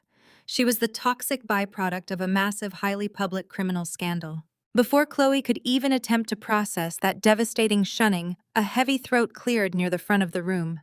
Pastor Thomas stepped forward, flanked by 3 senior members of the church board. The men who had previously praised Diane's immense charitable donations and held Chloe up as a shining example of modern Christian motherhood now stared at her with expressions of righteous condemnation. The pastor did not offer any gentle words of spiritual comfort. His voice boomed across the silent ballroom, carrying the heavy weight of finality. He announced clearly that the church could not and would not associate with individuals who engaged in such malicious, predatory behavior against their own family. He stated that the board had convened a silent emergency consensus right there in the ballroom. Effective immediately, both Chloe and her mother were formally excommunicated from the congregation. Their names would be struck from the donor walls, their reserved pews reassigned, and their presence on church grounds strictly prohibited. The public denunciation was the ultimate social execution. The church had been their impenetrable fortress of moral superiority, a shield they used to hide their greed and cruelty. Now that fortress had locked its gates and cast them out into the cold. The sheer weight of the consecutive blows finally shattered Chloe's fragile, curated facade. The realization that Bradley's federal indictment meant the immediate seizure of all their marital assets hit her with the force of a freight train. She knew the FBI would be scouring every bank account, every offshore trust, and every shell company. They would inevitably see her signature on the fraudulent tax returns and the embezzled corporate funds she had happily spent on luxury vacations and designer wardrobes. She was going down with him. The impending threat of a federal prison sentence completely obliterated whatever remaining pride she possessed. Chloe's knees gave out. She collapsed onto the hard marble floor right at my feet. the layers of her expensive gown pooling around her like a deflated parachute. She looked up at me, her face a streaked mascara-stained mess of pure animal desperation. All the arrogant condescension she had weaponized against me for my entire life evaporated into pathetic, ugly sobs. She reached out her manicured fingers, clawing desperately at the hem of my tailored blazer. She begged me with a voice so raw it echoed off the vaulted ceilings. Chloe frantically swore that she knew nothing about Bradley's illegal cryptocurrency schemes or Marcus's violent plans. She blamed everything entirely on her husband, claiming he had manipulated her, lied to her, and forced her to sign financial documents she did not understand. She wept hysterically, screaming that the federal agents were going to arrest her next as an accomplice. She needed a top-tier defense attorney immediately, the kind that required a $500,000 retainer just to review the case files. She looked up at me with wild, begging eyes, pleading for a loan. She promised she would pay me back every single cent. She leveraged our shared childhood, begging me to remember the times we used to play together, begging me not to let her go to a federal penitentiary. She sobbed that I was the only person left in the world who had the liquid capital to save her from complete ruin. The room watched in stunned fascination as the golden child reduced herself to a groveling, desperate mess at the feet of the sister she had systematically tried to destroy. I looked down at the weeping woman clutching my jacket. I did not feel an ounce of pity. I calmly reached into my tailored blazer, sliding my hand into the interior pocket. Chloe's frantic sobbing hitched with a sudden, desperate spark of hope. She watched my hand emerge, her tear-filled eyes locked onto my movements. She genuinely believed her pathetic performance had worked. She expected me to pull out my platinum checkbook. She expected the dutiful, subservient sister to once again clean up the catastrophic mess she had made. I withdrew a neatly folded, crisp piece of heavy cardstock and handed it down to her. Chloe snatched it from my fingers with trembling hands, eagerly unfolding the paper to see her salvation. The desperate spark of hope in her eyes died instantly, replaced by a profound, hollow confusion. It was not a bank check. It was a formally drafted, legally binding invoice. I had my corporate accountants calculate the exact sum of the stolen college fund Diane had handed over to Chloe 10 years ago. The document included the initial $150,000 meticulously adjusted for a full decade of compound interest inflation and maximum legal penalty fees. "Payment is due upon receipt," I stated coldly, looking down at her horrified face. "I suggest you start liquidating your shoe collection tonight." Chloe stared at the crisp white paper in her trembling hands, as if it were a venomous snake preparing to strike. Her mascara-stained tears dripped onto the heavy cardstock, smudging the carefully tabulated columns of numbers. The invoice was ruthlessly detailed. It listed the principal amount of the stolen college fund, followed by a decade of compounding interest, the maximum legal penalty fees for grand larceny, and the projected stock market gains those funds would have generated. The final total at the bottom of the page was an astronomical figure that made her breath hitch violently in her throat. She blinked rapidly, her mind aggressively rejecting the mathematical reality of her insurmountable debt. The opulent facade of her entire existence was crashing down around her in real time. She looked up at me from her pathetic position on the cold marble floor, her face pale and contorted with sheer panic.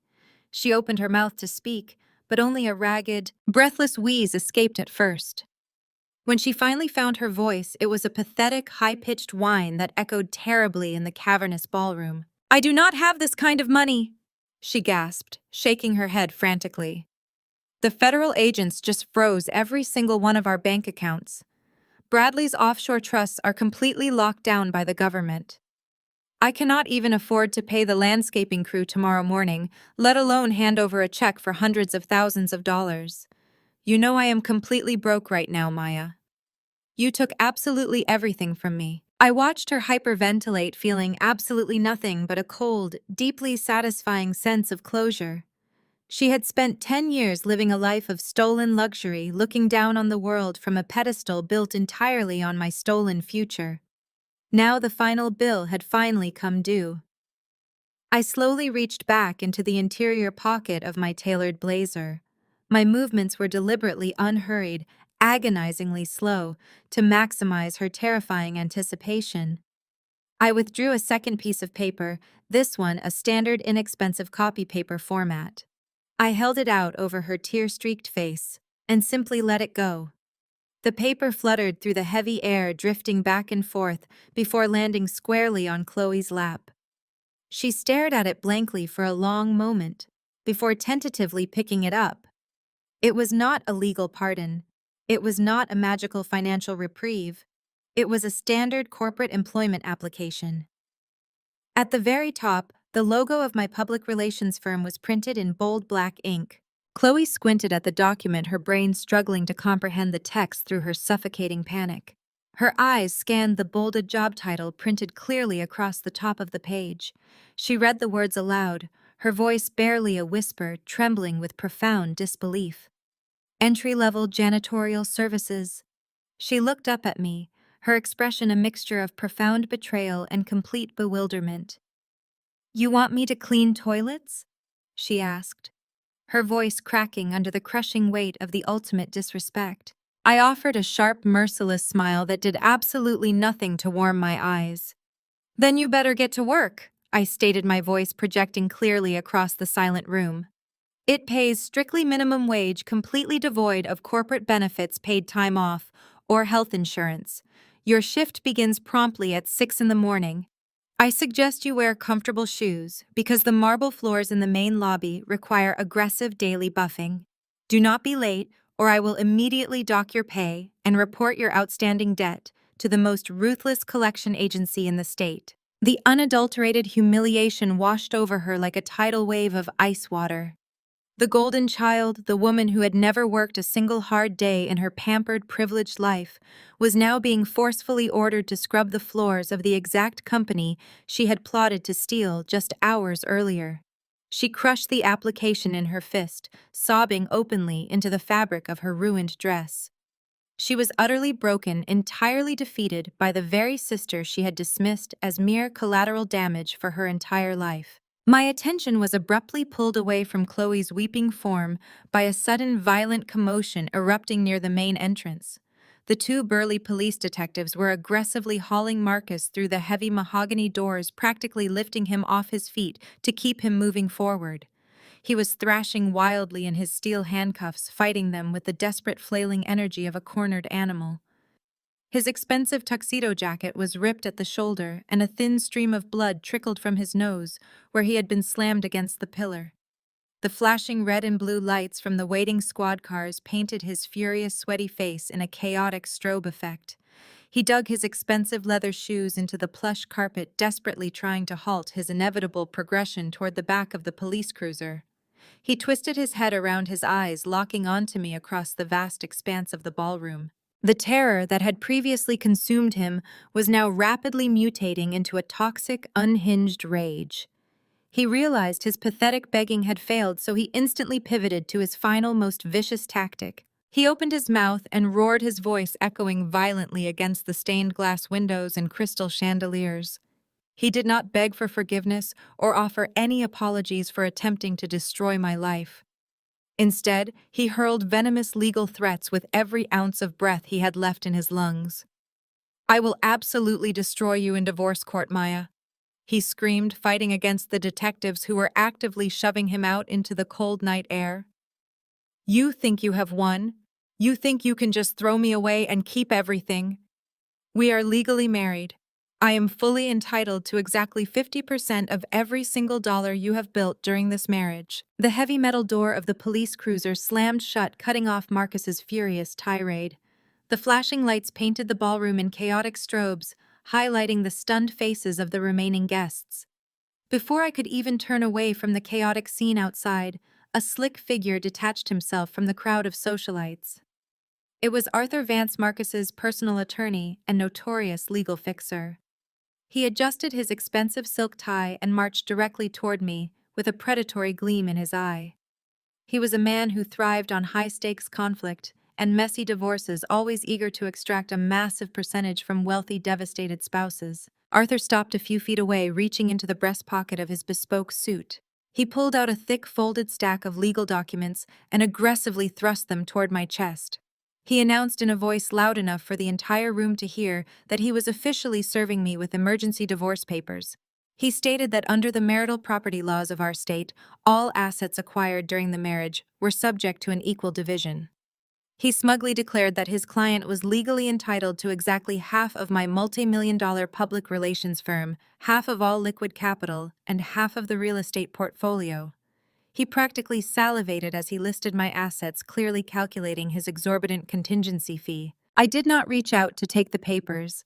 I simply let them fall from his outstretched hand, scattering across the polished marble floor. Arthur frowned, his arrogant smirk faltering slightly at my complete lack of intimidation. He opened his mouth to issue another legal threat, but a commanding voice echoed from the shadows near the audio-visual booth. My lead corporate attorney, Evelyn Thorne, stepped into the light. She was flanked by two senior partners from her prestigious downtown firm. They moved with the synchronized lethal precision of apex predators, closing in on a wounded animal. Evelyn did not waste time with pleasantries.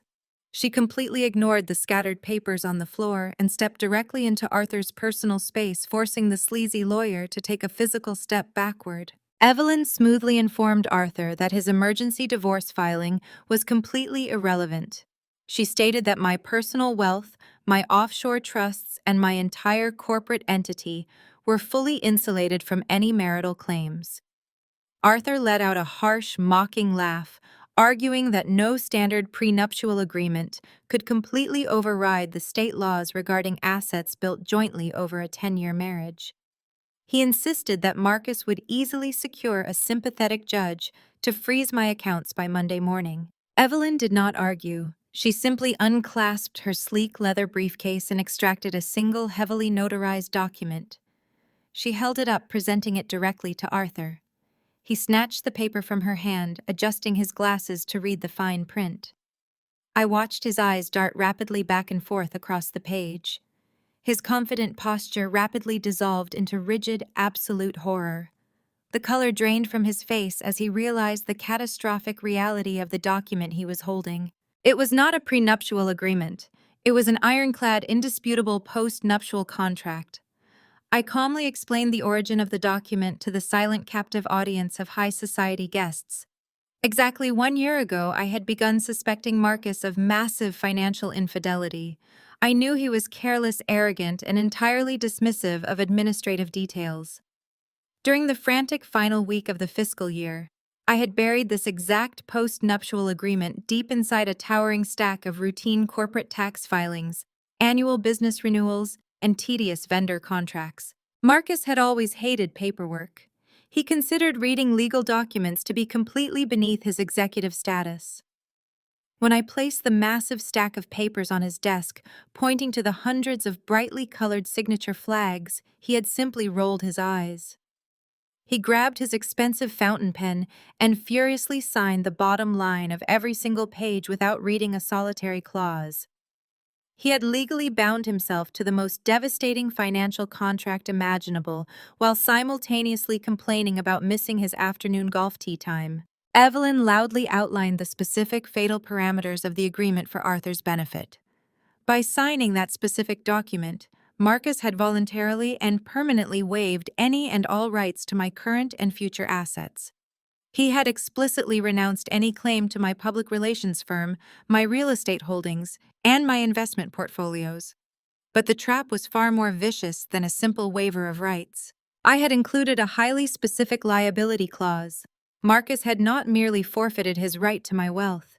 He had legally irrevocably assumed 100% sole responsibility for all of his own personal debts. Every single unregulated loan from the shadow lenders, every hidden gambling loss, and every fraudulent offshore crypto venture was now entirely his solitary burden. He had completely indemnified me from his catastrophic financial ruin. He was entitled to absolutely 0 cents of my money. Arthur Vance stared at the paper, his mouth opening and closing like a suffocated fish. He realized with brutal clarity that his client was not a multimillionaire victim. Marcus was a destitute, imprisoned criminal carrying millions of dollars in highly dangerous debt. Arthur quickly calculated the undeniable fact that Marcus possessed absolutely no money to pay his exorbitant legal fees. Without a single word of defense or loyalty, Arthur dropped the post-nuptial agreement onto the marble floor. He turned on his heel and sprinted toward the exit, desperately abandoning his penniless client to avoid being dragged into the massive federal investigation. Through the glass doors, I saw Marcus pressing his bruised face against the reinforced window of the police cruiser. He watched his high-priced lawyer literally run away into the cold night. The absolute crushing finality of his total irreversible financial and personal ruin finally registered clearly in his wide, terrified eyes, leaving him entirely broken and alone. The heavy silence inside the grand foyer was abruptly shattered by a harsh grating sound of metal clinking against metal. "Diane!" My mother was fiercely twisting her wrists against the cold steel of the police handcuffs. The two detectives assigned to transport her had momentarily paused near the grand staircase, waiting for the path to clear after Marcus's spectacular thrashing exit. Diane was breathing heavily, her chest heaving as she glared at the complete devastation of her carefully constructed empire. She witnessed Chloe weeping on the floor, clutching a janitorial application. She watched Marcus being shoved into a police cruiser, stripped of his wealth and his dignity. Her golden child was utterly ruined, her perfect son-in-law was exposed as a destitute fraud, and her own wrists were bound like a common criminal. The pristine, untouchable reality she had curated for decades had been entirely vaporized in less than an hour. A visceral, unhinged panic completely overtook her features. The devastating realization that her elite social standing was permanently obliterated finally pierced through her stubborn delusions of grandeur. She looked around at the faces of the country club matriarchs, the wealthy investors, and the church elders. None of them offered a shred of sympathy. Their expressions ranged from poorly concealed disgust to morbid fascination. The wealthy elite she had spent her life trying to impress were now looking at her as if she were a toxic contaminant. She was backed into a corner with absolutely no remaining leverage, no financial power, and no social shield. Stripped of all her worldly armor, she instantly reverted to the only weapon she had ever successfully utilized against me. She weaponized her maternity and her distorted sense of religious superiority. Diane violently jerked her arms, trying to wrench herself free from the detective's iron grip. She lunged forward as far as the officers would allow, her eyes locking onto mine with a terrifying, venomous intensity. The manicured, composed society matron vanished, replaced by a desperate, snarling woman cornered by her own catastrophic failures. "I am your mother!" Diane screamed, her voice cracking and echoing wildly against the vaulted, painted ceilings of the ballroom. The sheer volume of her desperation forced several guests to physically recoil. She ignored them entirely, fixating her furious gaze solely on me. "The Bible says, 'Honor thy mother.' You are supposed to protect this family, Maya. You will burn in hell for what you are doing to your family today." Her words hung in the chilling air, dripping with decades of practiced manipulation and toxic guilt. For 34 years, that exact tone, that specific brand of manufactured religious outrage, had been sufficient to make me shrink into myself. It was the tone she used when she demanded I surrender my savings to cover Chloe's designer debts. It was the tone she weaponized when she forced me to apologize for situations where I was the actual victim. She fully expected me to flinch. She anticipated that the ingrained childhood fear of her maternal wrath would override my logic even now amidst the flashing police lights and clicking handcuffs. She was waiting for me to lower my head to apologize, to somehow fix the unfixable disaster she had engineered. I did not flinch. I did not lower my eyes or offer a single word of apology. Instead, I calmly smoothed the lapels of my tailored blazer and began walking directly toward her. The sharp, rhythmic clicking of my heels against the polished marble floor was the only sound in the expansive room. The crowd of elite guests instinctively stepped back, creating a wide, unobstructed path between us. The air in the foyer was charged with an electric, breathless anticipation. I stopped exactly 2 feet in front of her. The detectives tensed, clearly preparing to intervene if the situation escalated into physical violence. But I made no sudden movements. I simply stared down into Diane's flushed, furious face. The height advantage granted by my heels forced her to look up at me physically, cementing the total inversion of our lifelong power dynamic. I looked into the eyes of the woman who had happily drained my college fund to buy her favorite daughter a luxury vehicle, the woman who had watched me suffer and called me crazy for noticing her cruelty. I felt absolutely nothing. The deep, aching void where my daughterly affection used to reside had been permanently sealed over by cold, impenetrable logic. You stopped being my mother the day you priced my sanity against your favorite daughter's luxury.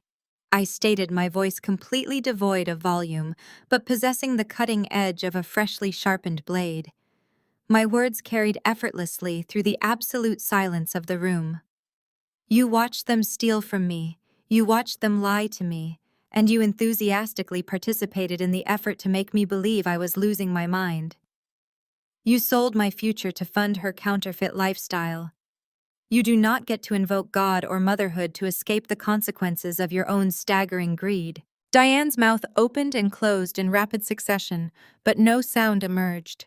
The absolute absence of emotion in my voice was far more terrifying to her than any screaming match could have been. She realized in that freezing moment that she possessed absolutely no power over me.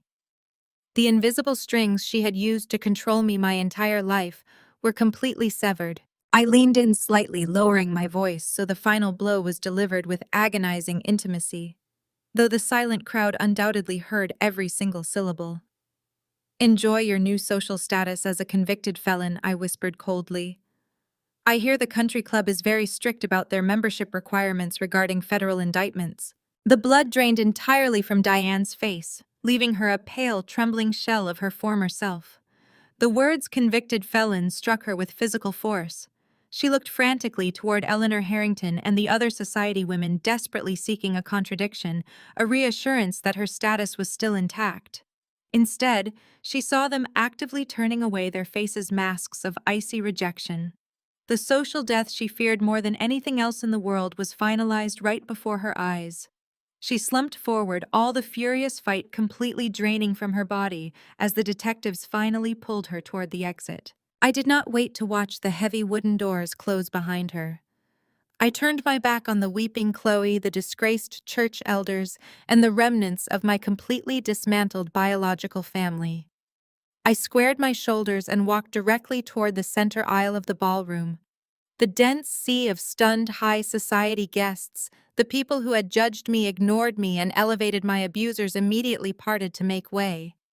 They stepped aside with wide eyes and hushed fearful whispers, clearing a wide path toward the grand exit. I walked through the parted crowd like royalty, the heavy, suffocating weight of the past 34 years finally lifting from my shoulders, stepping out into the cool, sharp night air to reclaim the life I had built entirely on my own. The transition from the oppressive chandelier-lit ballroom to the crisp, unforgiving night air was instantaneous and incredibly jarring. The heavy oak doors clicked shut behind me, instantly severing the chaotic symphony of wailing sirens, shouting detectives, and panicked socialites. I inhaled deeply, filling my lungs to capacity with the untainted oxygen of a newly reclaimed reality. The velvet ropes, the valet podium, and the sweeping red carpets of the country club suddenly looked absurd, resembling a flimsy theatrical set designed for a tragic play that had just been permanently cancelled. Waiting quietly at the base of the grand stone staircase was a sleek, impeccably polished black SUV, its engine purring with a low, powerful hum. My personal driver, a stoic professional who had served my firm with absolute discretion for years, stood at rigid attention by the rear passenger door. He offered a respectful, silent nod, completely unfazed by the fleet of police cruisers violently illuminating the far side of the circular driveway. He smoothly pulled the heavy armored door open, stepping back and gesturing for me to enter the quiet, temperature-controlled sanctuary of the vehicle. The rich leather interior smelled of expensive detailing and absolute security, presenting a stark, welcome contrast to the suffocating perfume, sweat, and desperation I had just left behind in the foyer. I slid gracefully into the spacious back seat, letting the heavy door thud softly into place, permanently sealing the chaotic world away. Sitting in the plush captain's chair directly opposite me was Maria, my fiercely loyal and thoroughly vetted nanny. Cradled gently in her protective arms, wrapped securely in a soft cashmere blanket, was my infant son, Leo. He was sleeping with profound, undisturbed peace, his tiny chest rising and falling in a steady, reassuring rhythm that instantly grounded my racing pulse. The sheer, uncorrupted innocence of his sleeping face struck me with immense grounding force. This was my real family. This tiny, perfect human was the entire reason I had meticulously orchestrated the total, uncompromising destruction of the toxic parasites who had aggressively attempted to steal our future. I leaned forward across the illuminated center console, gently brushing a stray wisp of fine hair from his warm forehead and pressing a lingering kiss to his soft skin. He stirred slightly, letting out a quiet sigh before settling back into his deep slumber. Maria offered a warm, knowing smile, her eyes silently acknowledging the absolute finality of the night's brutal events. I settled back into the deep leather upholstery, pouring myself a glass of sparkling water from the chilled crystal decanter built into the armrest. The cold, crisp liquid was the ultimate palate cleanser after a grueling decade of swallowing my biological family's bitter poison. Through the heavily tinted bulletproof glass of the SUV, I watched the final pathetic act of my family's spectacular downfall play out in absolute silence. The visual isolation of the vehicle turned the frantic scene outside into a muted, surreal film. Three distinct police cruisers aggressively pulled away from the country club's grand entrance, forming a synchronized flashing convoy. I knew exactly who was sitting in the caged back seat of each vehicle. Marcus was heading rapidly toward a bleak holding cell stripped of his fraudulent wealth and staring down a mountain of insurmountable, crushing debt. Diane was being transported directly to central booking, her elite social standing permanently traded for a pair of cold steel handcuffs and a devastating felony obstruction charge. Chloe was left entirely alone on the curb, a shattered, penniless ghost, facing a grueling morning shift scrubbing the exact marble floors she used to walk upon with such arrogant disdain. The strobing red and blue lights painted the manicured hedges and stone facades of the elite club in harsh, unforgiving colors. I watched the procession of police vehicles turn sharply onto the main highway, their glaring taillights slowly shrinking into the distance, until they disappeared completely into the dark, consuming night. They were gone. The toxic shadows that had haunted my entire existence had been surgically permanently excised from my life. I did not feel a single pang of regret or a shred of lingering guilt. I only felt an expansive, brilliant emptiness, a vast open space where my future used to be cluttered by their relentless demands and treacherous betrayals. The profound, heavy quiet of the SUV was suddenly interrupted by the sharp, crisp vibration of my secure business phone resting on the center console. It was nearing midnight, an hour when the corporate world usually fell silent, but my private encrypted line was ringing persistently. I picked up the device, my brow furrowing slightly, as I read the caller identification flashing across the digital display. The name belonged to Alexander Vance, the notoriously elusive and ruthlessly demanding Chief Executive Officer of Vanguard Global, one of the most powerful and ruthless Fortune 500 conglomerates in the world.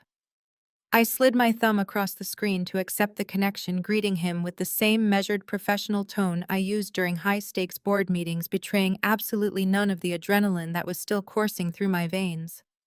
Alexander did not waste a single second with pleasantries or formal introductions. His voice came through the speaker with a sharp, calculated intensity that demanded immediate attention. He bluntly informed me that he had been closely monitoring the evening's events through his private corporate intelligence network. He had watched the live stream of the gala, observed the flawless execution of the federal raid, and analyzed the ruthless surgical precision with which I had dismantled my enemies while completely legally insulating my corporate assets from the fallout. He stated that Vanguard Global was currently facing a massive, highly aggressive hostile takeover attempt orchestrated by a vicious syndicate of predatory hedge funds. He made it clear he did not want a standard diplomatic public relations firm to handle the impending crisis. He wanted the exact woman who had just weaponized a post-nuptial agreement to obliterate her treacherous husband without breaking a sweat. Alexander offered a staggering multi-million-dollar monthly retainer effective immediately, granting me complete operational control over his international crisis management division. I took a slow, deliberate sip of my sparkling water, looking down at my sleeping son as the glittering city lights blurred past the window. I calmly told Alexander Vance that my firm would expect the massive retainer wired in full by dawn, officially turning the page to the construction of my next empire. Exactly 6 months evaporated in a relentless, exhilarating blur of corporate warfare and unprecedented financial triumph. The Vanguard Global hostile takeover was ruthlessly neutralized within 30 days, a brutal, flawless campaign of strategic public relations that cemented my firm's reputation as legally and socially untouchable. Alexander Vance's massive multi-million-dollar retainer had cleared my accounts before the sun breached the horizon that chaotic morning, providing the ultimate war chest. Now I sat perfectly still in the plush imported leather chair of my corner executive office, staring down at the glossy magazine resting on my polished mahogany desk. The glossy cover of Forbes stared back at me, catching the morning light. The bold gold lettering stamped across the top declared me the Iron Lady of Crisis Management. The accompanying photograph captured me looking razor-sharp, entirely unapologetic, and fiercely in control of my dominion. It was the ultimate public coronation, a definitive, undeniable declaration of my absolute supremacy in the cutthroat corporate world I had conquered entirely on my own merit. Across the country, the grim reality for the architects of my former misery was starkly, violently different.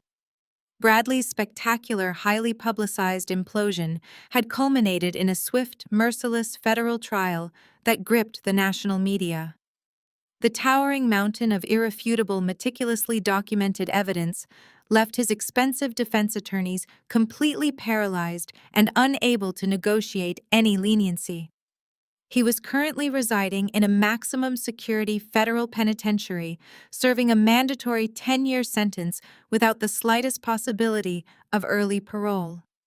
His glamorous days of chartering private jets to exclusive tropical islands were permanently replaced by the rigid, soul-crushing monotony of a tiny concrete cell, harsh fluorescent lighting, and a bolted metal toilet. The counterfeit billionaire was officially reduced to a stenciled inmate number printed on a coarse jumpsuit. His signature arrogant smirk was entirely erased by the terrifying, violent reality of federal incarceration. The government had aggressively seized, drained, and redistributed his hidden offshore accounts to compensate the countless victims of his rampant wire fraud, leaving his legacy entirely hollow and permanently disgraced. Marcus had inherited a much darker, far more dangerous, and physically agonizing hell. The post-nuptial agreement he had so carelessly signed completely shielded my empire from his catastrophic debt, leaving him entirely exposed to the vicious predators he had borrowed from. He was currently working a grueling, bone-breaking night shift at an industrial meatpacking plant located on the bleak, freezing outskirts of the city. The relentless manual labor was systematically destroying his soft, pampered hands, but he possessed absolutely no other viable choice to survive. Every single minimum wage paycheck he desperately earned was aggressively garnished the exact second the funds hit his heavily monitored bank account. The ruthless shadow lenders he owed millions to did not accept excuses, apologies, or promises. They trailed his every movement, constantly lurking in the dark shadows outside his cheap, dilapidated motel room, ensuring he handed over every spare cent to chip away at the astronomical compounding interest rates. He was permanently trapped in a cycle of physical exhaustion and genuine suffocating terror. The spectacular, agonizing descent of the Golden Child and her deeply enabling mother was perhaps the most poetic, flawless justice of all. Following Bradley's swift criminal conviction and the subsequent federal asset forfeiture, Diane and Chloe were abruptly and unceremoniously evicted from their sprawling estate. They now resided together in a cramped, intensely humid, mold-infested studio apartment situated in the most dangerous, neglected sector of the city. The peeling yellow wallpaper, stained carpets, and flickering fluorescent hallway lights were a brutal departure from the imported crystal chandeliers they had once demanded. Chloe had no financial choice but to accept the humiliating, crushing ultimatum I had presented to her in the country club foyer. She wore a stiff, scratchy blue polyester uniform every single day, reporting for her physically demanding shift long before the sun rose. Her delicate, excessively manicured hands were now permanently calloused, blistered, and raw from forcefully scrubbing the pristine marble floors of my corporate headquarters. Every single morning, she dragged a heavy yellow mop bucket directly past the towering frosted glass doors of my executive suite, forced to physically polish the very empire she had so maliciously tried to steal. Diane sat entirely alone in their squalid apartment, entirely abandoned by her wealthy friends, and permanently ostracized by the elite church community she had expertly weaponized for decades. Her phone never rang, her social calendar was entirely blank, and her lifelong illusions of untouchable supremacy were buried deeply under massive piles of unpaid utility bills. I calmly closed the magazine, running my hand over the glossy cover before standing up and walking away from the wooden desk. The sprawling penthouse apartment I had recently purchased was a breathtaking multi-million-dollar sanctuary suspended high above the bustling city streets. The soaring glass walls offered a panoramic, completely unobstructed view of the glittering skyline I now dominated. I stepped gracefully out onto the expansive private terrace, the cool evening wind gently catching the hem of my tailored silk dress. The city lights glittered intensely below like scattered diamonds, a vast kingdom stretching out endlessly before me. Maria stepped softly onto the terrace, gently passing a newly awakened Leo into my waiting arms. I held my beautiful son tightly against my chest, breathing in the sweet scent of his warm skin. He babbled softly, his tiny hands reaching up to grasp a loose strand of my hair. I looked out over the glowing metropolis, feeling a profound, unshakable sense of absolute peace. The toxic parasites who had attempted to drain my spirit and steal my wealth were completely annihilated, permanently imprisoned by their own arrogant choices. I was completely unbothered, immensely wealthy, and fundamentally untouchable. I pulled Leo closer to my heart, placing a gentle kiss on his warm cheek as he smiled up at me. The ruthless game was finally over, and I was the undisputed victorious master of the board.